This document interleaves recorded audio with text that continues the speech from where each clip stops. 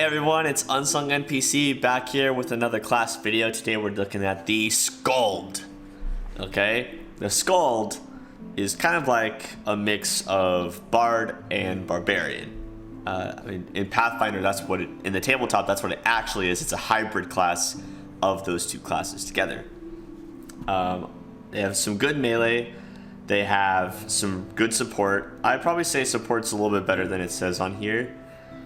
And whenever it says good melee or ranged, you can always technically do the other, but a lot of their bonuses do boost strength. So in this case, doing ranged is hard. You could do throwing weapons though, because throwing weapons can use strength for stuff, but other than that, it's pretty much melee weapons.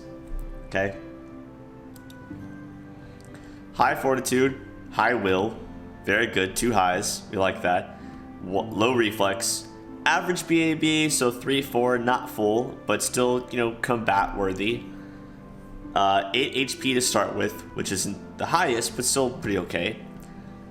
They go up to 6 level spells, they cast spontaneously, like a bard does, and they use charisma, like a bard does. And we've got a whole slew of skills here. You've got pretty much everything on here except for like trickery, stealth, like the roguey things, but everything else is pretty much on here for your class skill list, which means lots of skills. So let's talk about what the Skald does. So some abilities that are similar to Bard, right? Bardic knowledge, half your level on all knowledge and lore skills, right? We're used to that one. Well versed. +4 on saving throws against bardic performance, as well as any sonic or language dependent effects. Is this ability the best? No. Is it kind of good in this campaign? Yeah, kind of. There's actually a lot of demons that do some sonic attacks on you, and there are some bard cultists, so it's kind of nice. It's kind of nice. Okay. They have simple and martial weapons, light and medium armor, and shields. So a little bit more proficiencies than a bard normally would. That's that barbarian side coming out, right? And their main like performance here is inspired rage. This is like the key performance that the Skald uses, okay?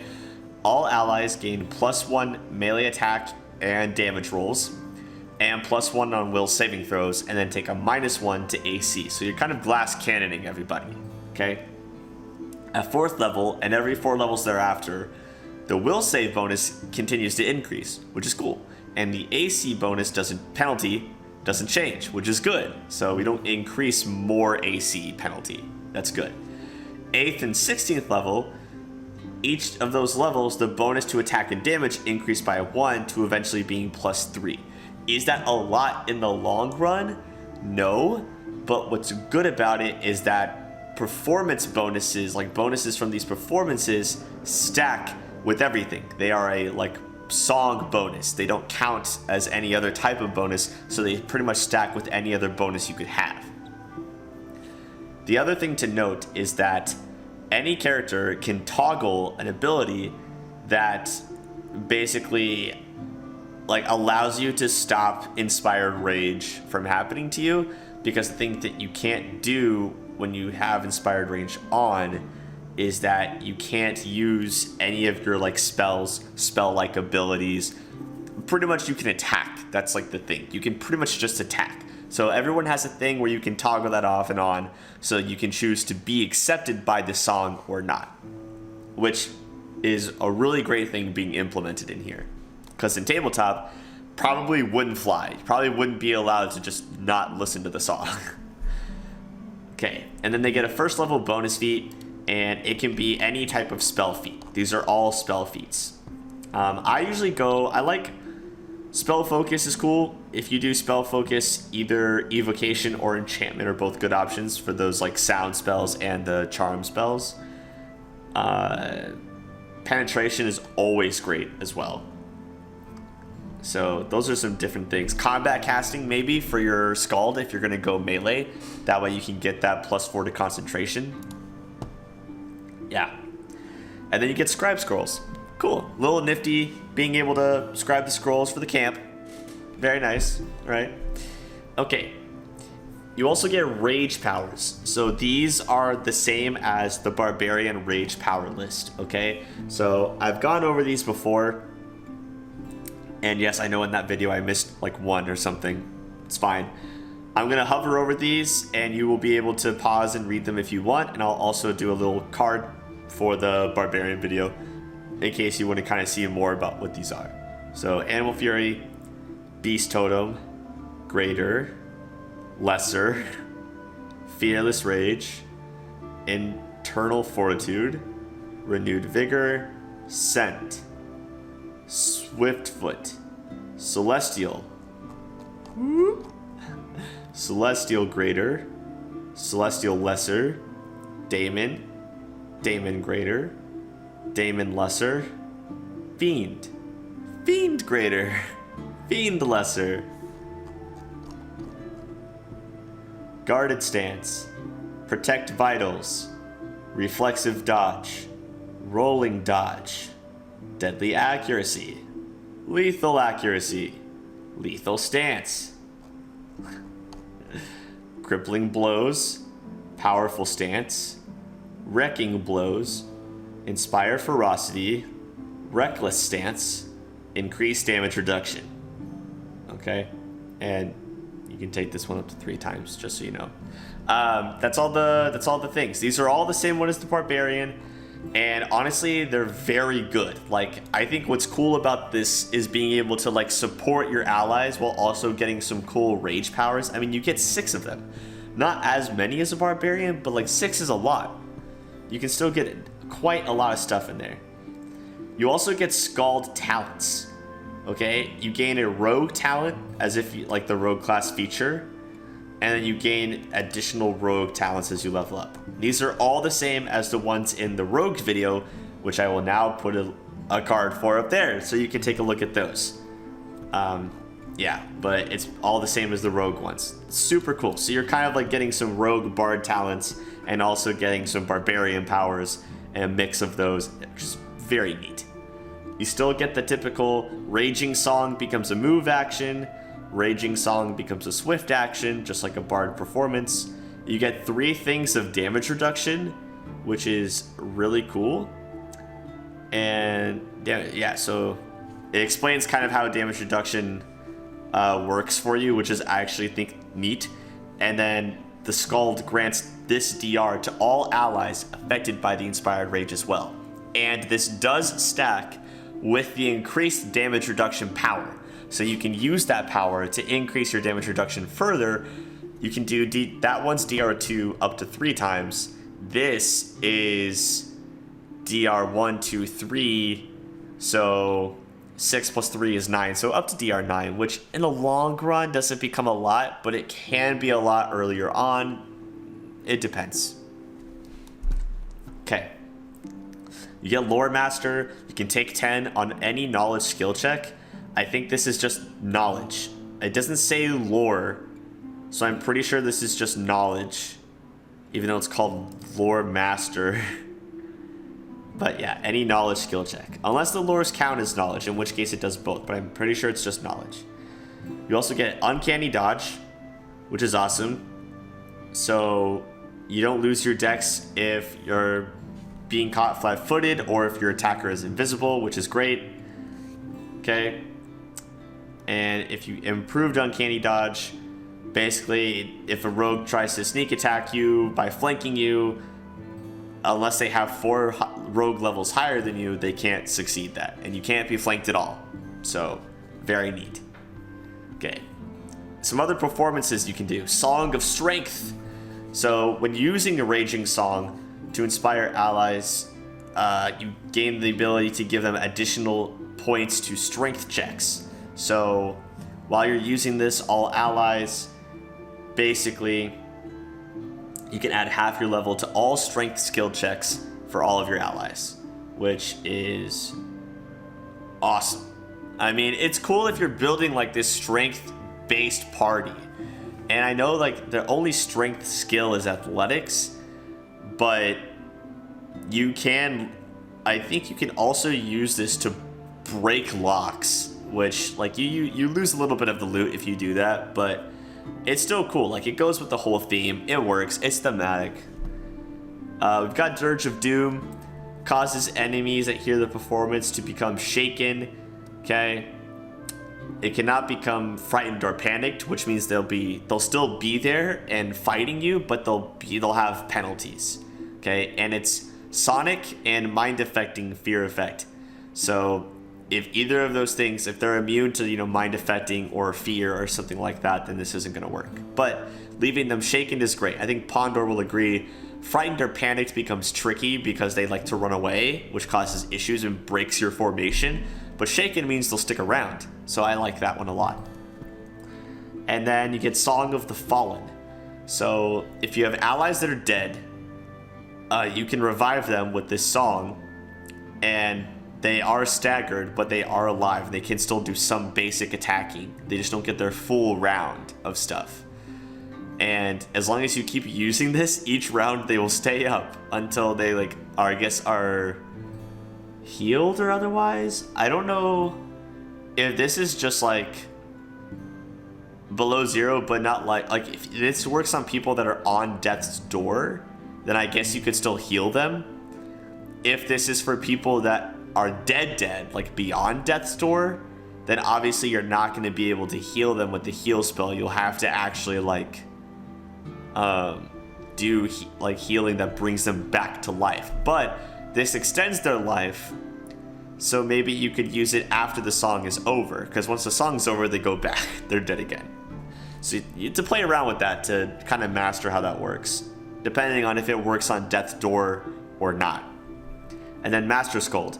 Inspired Rage no longer gives a penalty to AC, and also doesn't stop you from using any skills or abilities that you can use. And now when you're under Inspired Rage, you act as if you have haste. Everyone. So it's just a constant haste going around, which is awesome. Master Skald, it takes a while to get there, and you're only going to have it for the last chunk of the game and any other DLC post-game content they do. But damn, that's really good still. That just takes Inspired Rage and just makes it like a top-notch performance with no drawbacks. So, very cool. Next, we have the Battle Scion. Each of these archetypes, I've taken a look at them. They don't actually change all that much. So we're going to go through these and kind of see what the differences are. So instead of Bardic Knowledge for all knowledge and lore checks, you now get Bardic Knowledge for only knowledge world checks. And the reason for that is you also get Courtly Presence, which allows you to gain half your level to Intimidation checks. So instead of all knowledge and lore, it's knowledge world and intimidation. Okay? So it kind of goes with, this works for a better intimidating build, I guess. If you're getting a class that gives you intimidation bonus, an intimidating build with dazzling display, that kind of thing, I think is worth looking at, because you're going to have stacked bonuses to intimidation. You might as well use it, right? You've also got battle prowess. So whenever you would normally gain a rage power, you can forego that rage power and instead gain a teamwork feat. You don't have to, but you can. And when you get those teamwork feats, you can grant those to all of your allies that are using your inspired rage. But you have to use 3 rounds of your song for each round you're granting a teamwork feat. So if you're going to grant them, you need to make sure that it's going to get things done, because it's going to take up 3 rounds of your performance to keep that up instead of just 1. But that's basically the big difference, is the change in starting skills and the fact that instead of just rage powers, you can also do teamwork feats. This is the tactician Skald, essentially. So that's what this archetype does. Is it the best thing in the world? No, it's a pretty minor change actually, but it's kind of cool. If you're not going for someone who's focusing on all of the knowledge and lore skills, then this might be one worth just looking at if you just even want to be base Skald, because it just gives you more choice to do instead of rage powers and stuff. So it's up to you. Next is Battle Singer. Okay, so Battle Singer, changes like one thing. It takes away 3 of your rage powers, so you get 3 instead of 6, and in place of those gives you Battle Song. So Battle Song, standard action, you spend 1 round of performance to damage all enemies in a 15-foot cone to do 1d6 per 2 levels for sonic damage. Okay, Fortitude halves it. We hate Fortitude saves in this game. And if they fail the saving throw, they are also staggered.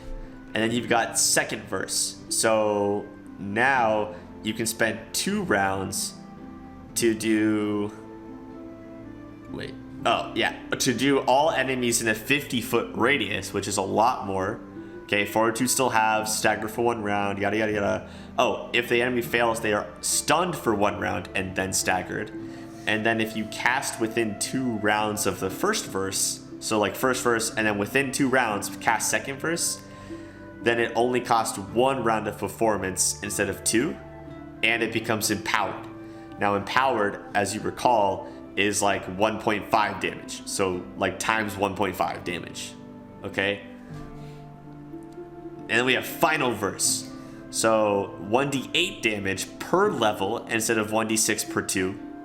Okay, they are stunned for 1 round if they fail, staggered for 1d4 plus 1. If the saving throw was successful, they are still staggered for 1 round. If cast within 2 rounds of first verse, it costs 1 round and is empowered, and the DC of the Fortitude save increases by 2. If cast within 2 rounds of the second verse, so you did bang bang bang, like all 3 in a row, then it costs even 1 round less, which means it costs 0 rounds to do final verse, and the DC increases by 2 again, and the damage is maximized, which means like you just rolled straight 8s, essentially.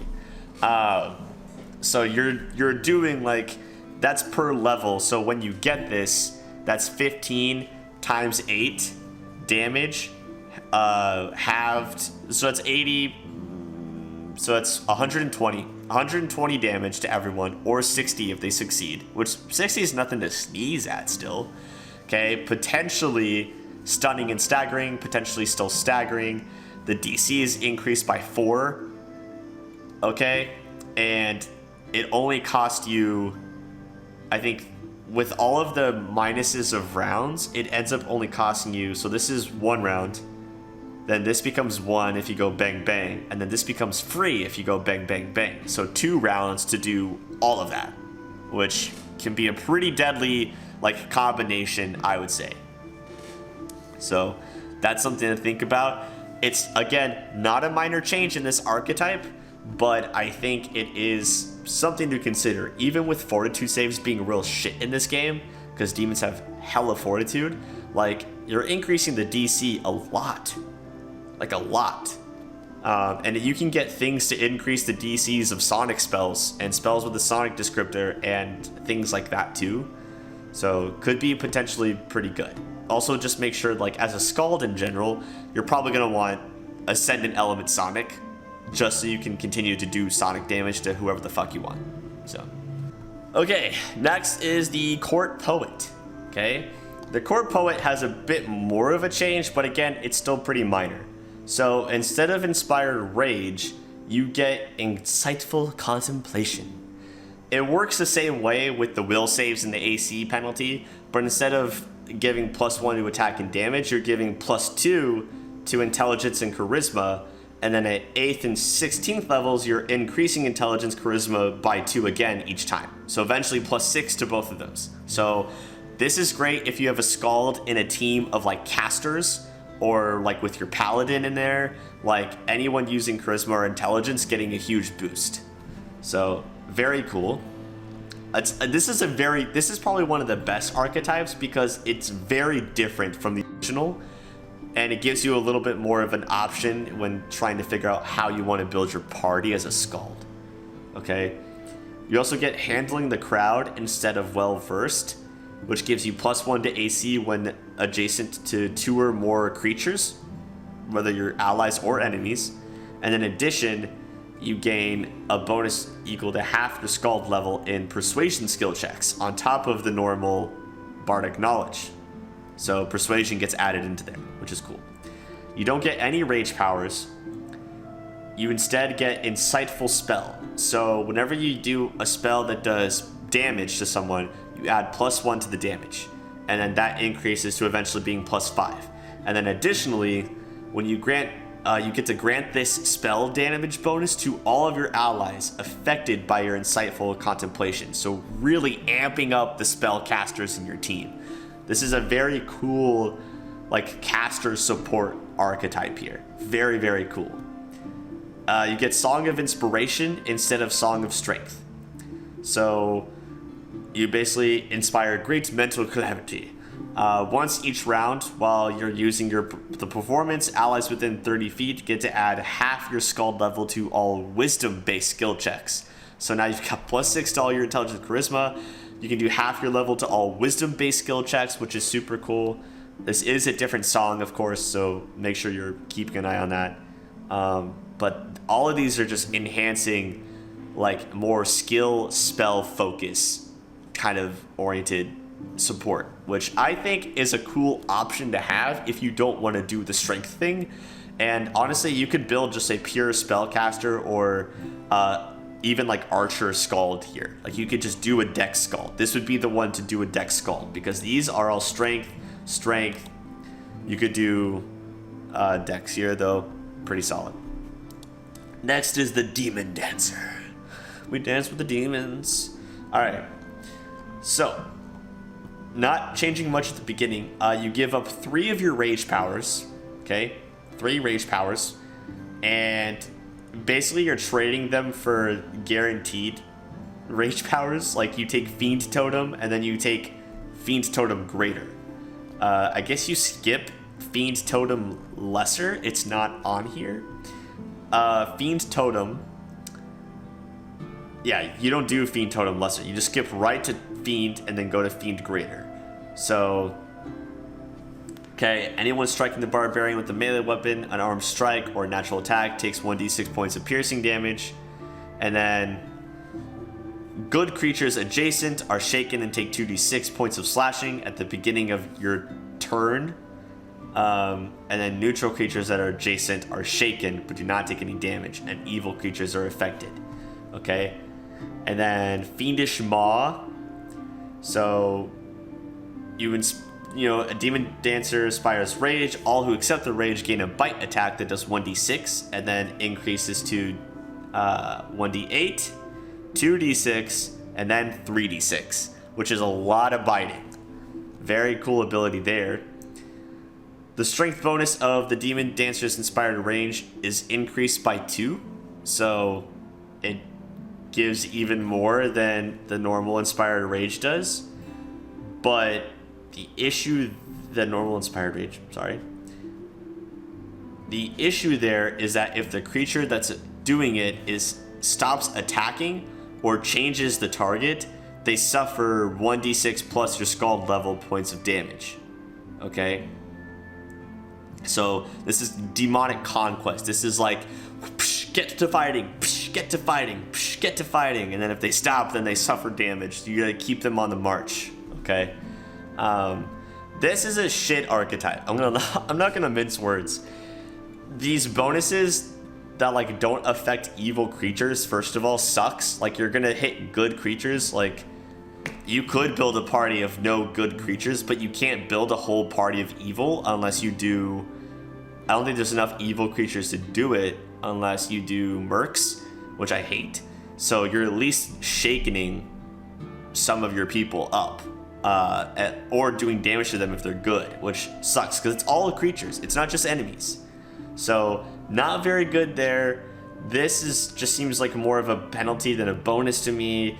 It's just not very good unless you do the thing where you are I think if you're going demon mythic path, then you can get rid of your companions or kill them or whatever you're supposed to do during that path, and then gain some mercs or other companions or whatever you get, and then use this, and that's kind of powerful maybe, but you're not going to be able to do this power against any demons that you're fighting. And as a demon mythic path, you still fight demons. So I think this archetype goes in the trash. If someone comes up with a better way to use it, let me know, but I just can't see it. I can't see it, okay? Next is Herald of the Horn. All right, a trumpeter. You gain Arcane Bond, so you can restore anyone's spell slot with a bond, which is cool. You still cast spontaneously though. You're not doing spell slots. You lose Lore Master, but gain Horn Call. So you enhance your sonic spells by 1 to the DC, and then at 13th and 19th levels, it increases by 1 again. Eventually, DC increased by 3. Okay, plus any other feats you use that increase that bonus. You also get a Crumbling Blast. So at 11th level, the Herald of the Horn, you can cause a devastating shockwave of energy. Once per day, sound a note on the horn that functions like a horn of blasting. Okay, at 17th level, the Herald of the Horn can use this ability twice per day, and it functions like Greater Horn of Blasting. Unlike an actual Horn of Blasting, this ability does not carry the risk of destroying the horn. I'm gonna be honest, I don't know what a Horn of Blasting does. Does it give me that at all? I don't see it anywhere. So I don't know how to tell you guys what Horn of Blasting does, because it doesn't tell me what Horn of Blasting does. So unfortunately, someone's gonna have to play around with it and find out. I'll try to get there and play with it at some point. If someone else gets to it before me, great. And this is the 17th level where you can use it twice per day and it's greater. So Crumbling Blast just makes it better. Okay? But yeah, so you're getting the Arcane Bond, you're getting Horn Call for sonic spells, and then you're getting these 2 horn abilities. You're basically just using sonic magic all the time. That's kind of the essence of this archetype here. Is it that best? No, I'd probably say it's in the bottom 2, right? Just above Demon Dancer. I think Court Poet is still the strongest like other archetype because it's different. I think Battle Scion is pretty solid. I think Battle Singer is a little bit worse than that, then Herald, then Demon Dancer. But let's take a look at Hunt Caller. Hunt Caller. So you give up Well Versed, and you give up a Rage Power, and another Rage Power, and you give up Song of the Fallen, which I'm fine with, to be honest. You gain the ability to inspire Scent instead of inspire Song of Strength. So basically, you gain the Scent Rage Power, and then you use Song of the Senses and Inspired Raging Songs.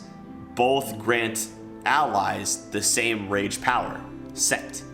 So Scent gains the ability to detect opponents within 30 feet by sense of smell, as if you had blind sense. So if you get blind or whatever, it's not going to matter. Or anything like that, okay? You also get Call of the Wild, which is actually freaking cool. So yourself and any companions within 15 feet change as per B shape 1, and then B shape 2, and then B shape 3, okay? When, by spending 1 round of Rage Song, oh yeah, you can affect a number of companions within 50 feet for 1 hour. So it affects you, but then spend a performance, 1 round of a performance to affect any companions within 15 feet for an hour. When in animal form, treated as able to speak normally for the purposes of using Raging Song, but not for other abilities that require speech, such as spell casting. So you can still use songs, but you can't use spells. Okay, the Skald, you have to continue the song for the remainder of the hour, otherwise its effects end, but only 1 round of Raging Song is expected for that hour. So you're using the 1 round of Raging Song to turn your friends, but you keep Call of the Wild going the whole time. Raging Song and Transformation effect end when the battle ends. At 14th level 2, 18th level B shape 3. So that's pretty cool. I mean, you're just turning all of you into animals. I don't know how effective it actually is, to be honest. I don't think Beast Shape is that great of a spell. But if you're going this kind of melee strength-based route, I think this is kind of cool, because then you could just all turn into animals and just wreck shit up. So I think this one at least looks fun to play with. So to recap, we've got Skald, which pretty solid archetype start, to be honest. You've got Battle Scion, which I think could act as Skald Plus if you don't care about knowledge and lore skills, because everything else that changes is just adding things. So it's up to you if you think that's plus or not. I think it could be Skald Plus. You've got Battle Singer, which is kind of cool, mostly focusing on this like battle song thing, kind of gearing your whole thing towards that. Court Poet, really cool if you're going for that spellcaster, wisdom skill build, party wise, and very neat, very nice. Those bonuses are really sweet for spellcasters. Demon Dancer, we don't need pro demon shit in here, get it out.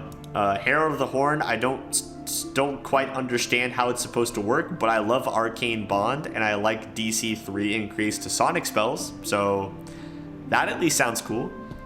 And then Hunt Collar just sounds like a fun time, to be honest. It just sounds like a fun time. Yeah, very cool. This is the Skald. It's a cool class. Barbarian Bard, the bardbarian. We love it. And I hope you guys enjoyed the video. You learned something maybe. Maybe something in the Skald seems interesting to you. You want to check it out. Let me know if you do any cool builds or party builds with this class. I would love to hear about it. If you liked this video or found it informative, give it a like, subscribe, stick around for other videos, and join the Discord if you want to chat about this game, other games, any games, or just whatever you want, honestly. We all just hang out in there. It's always a fun time. You're welcome to join. Yeah, cool. I am Unsung NPC, and I will gladly catch you guys in the next one.